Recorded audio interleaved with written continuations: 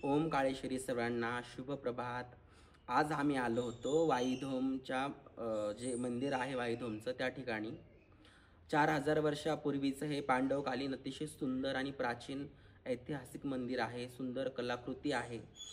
या ठिकाणी श्री शिवशंकराची पिंड आहे, गोमुख आहे आणि या ठिकाणी ऋषींचं नाव मला लक्षात नाही आहे, पण त्या ऋषींनी इथे जिवंत जलसमाधी घेतलेली आहे आणि त्या जलसमाधीतलं पाणी झिरपून गोमुखाकडे जातं।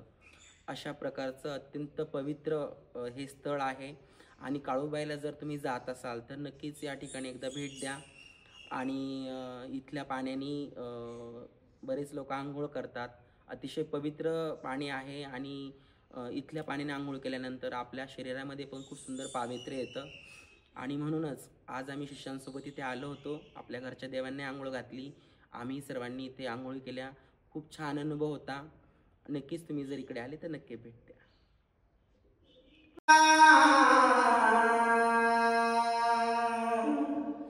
शिवचंद्रमौळी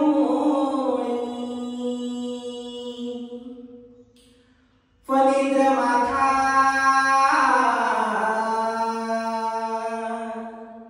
मुकुटे झळाळी कारुण्य सिंधू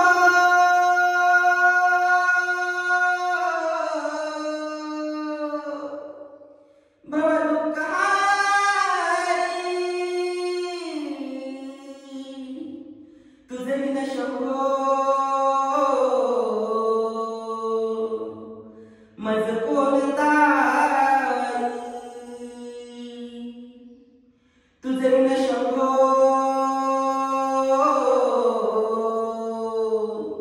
मज कोलतारी।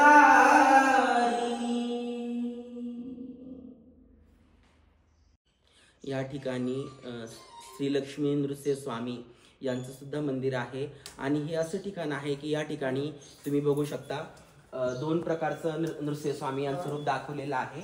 एक उग्र रूप आहे आणि एक शांत रूप आहे। अशा या सुंदर स्थळाला तुम्ही नक्कीच भेट द्या। अतिशय सुंदर तुम्ही बघू शकता।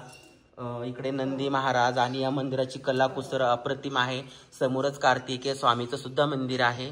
नक्की या स्थळाला एकदा तरी तुम्ही भेट द्या। Thank you.